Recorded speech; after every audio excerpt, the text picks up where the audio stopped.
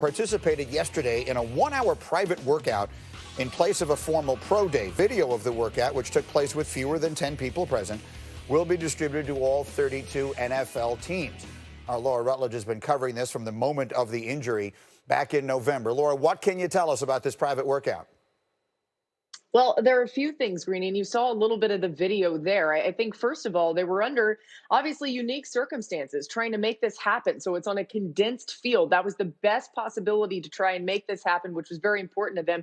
Another thing is the Tua Tagovailoa camp and Tua himself, they're not hiding anything. They've continued to be very forthright, very open with every single thing that they're doing, making sure that from everything they can control, there's no mystery around this injury. You see the suddenness there. You see his ability to be powerful. A lot of those things will impress NFL teams. I think one thing that's interesting in all of this, Trent Dilfer, his quarterback coach, shared some of the information about this workout. He said he had to do 5 47-yard rip shots off of big pocket lateral movement so that he couldn't crow hop it at all. 5 of them on the head. 4 on the head. The other one was at the knees. You see the accuracy, you see that coupled with the power. This should be very encouraging for a lot of teams to see, Greeny. Yeah, we'll talk more about Dilfer in a second, but this is the time of the process where all these teams start putting out all of this misinformation. So what sense are you getting from Tua and his team around him about how they're feeling about what will happen in 2 weeks?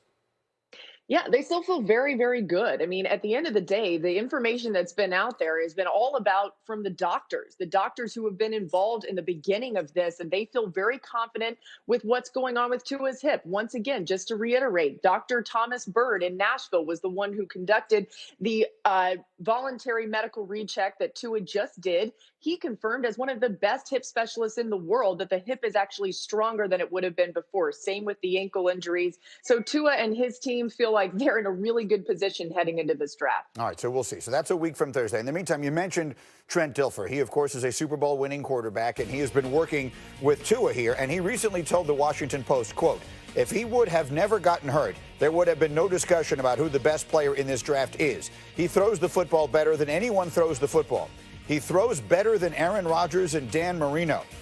Whoever gets him wins the draft because you're getting a Hall of Fame player."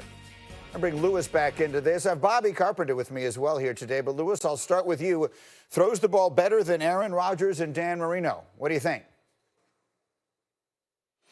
Yeah, those are some big time, proclamations there by Trent Dilfer. And look, I have all the respect in the world for Trent, but I played against Dan Marino. I started, against Dan Marino when he was with the Miami Dolphins.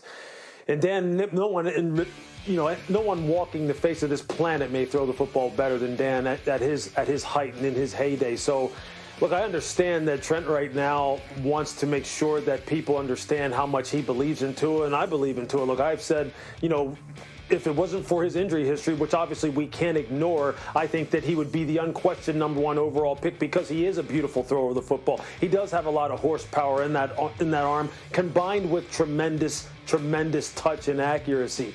So, but right now, it's really not about Tua's arm talent. It's not really about Tua's ability to play the quarterback position, all things being equal at a high level. What this is going to be about is his projected durability and availability. That's what this is about. No one right now needs to be sold on Tua's ability throwing the football. It's about, will he be able to stay on the football field, and what price are you willing to pay in order to take on that risk? And right now, it's really split down the middle. I've talked to people who would say, I'd have no problem taking him at 5 if I was the Miami Dolphins. And I would have no problem moving up for him. I'd have other people said I wouldn't move up for him at all. And I've had people say, I may steer clear. So that's the issue. It's not his arm talent.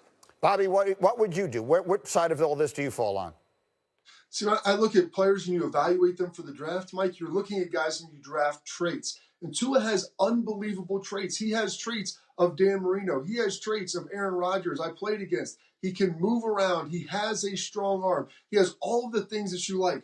But then you have to decouple that from the injury history and the things that you've seen him do on the field where he's gotten beat up. He hasn't always been available. If you could tell me that you could give me 10 to 15 healthy years of Tua, I would feel pretty confident that he's going to be in the conversation of maybe one of the greatest quarterbacks of his generation. He has all that talent. The problem is the durability, his ability to stay healthy and be on the field, because the traits, Mike, are there. He has everything that he ultimately needs to be successful, except for that durability, which we won't know until he ultimately plays. That's the point, Bob, is that people keep telling me that he's healthy. And it's one thing to have recovered from the injuries. It's another thing to consistently be getting injured. And those feel like two different things to me, Bob. And I feel like sometimes they're being compared to each other as though they're one and the same. Yeah, I'm not worried about the hip. I think the hip is ultimately going to be fine. I think the ankles are going to be fine. The problem that I always have with Tua is, what's the next injury? Is there another shoe that's going to drop? And if that's the case, and it continues to happen throughout the course of his career, that's when you get worried. I played with a guy like Matt Stafford, who was hurt a lot early in his career. He was able to pull out of that and then become one of the most durable quarterbacks in the NFL. It does happen. I just don't know if it's going to happen with Tua. And you're talking about giving up a lot of draft capital to potentially take the guy. All right, I'm going to leave it there for the moment, but because we have Ryan Day coming on. But there's a lot more on this as we continue with the program. And we got a very busy day coming your way on ESPN. After we wrap up Get Up today, it's time for First Take. Then, since it's Masters Week, we will flash back to Adam Scott's amazing win in 2013 and then Tiger's 2005 victory that included the chip-in on 16, one of the most famous shots in golf history. And then Scott Van Pelt will cap the day with SportsCenter tonight, 11:30 Eastern. Full day for you here on ESPN.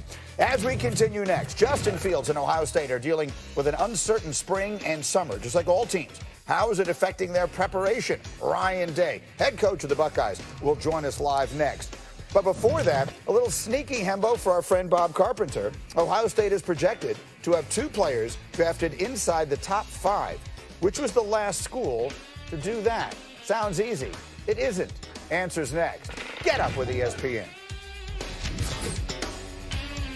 Brian Gain, who Bill O'Brien ousted down there in Texas. You start to wonder, was he not able to go ahead and have Buffalo be a player for DeAndre Hopkins because of the fact that maybe that relationship is strained? And you know how much I talk about managing relationships. So now it's going to call into question that relationship and how that maybe was mismanaged and led to Brian Gain being ousted from there. The relationship between him and DeAndre Hopkins, it's no secret that those two weren't fond of each other, despite the fact that they tried to make that just a contract situation. Bill says DeAndre wanted more money. DeAndre wanted to get out of there. Everyone knows that those two did get along and see eye to eye. That's not hard to figure out. You just have to make a few phone calls and figure that one out. So right now, I mean, Jeff is right.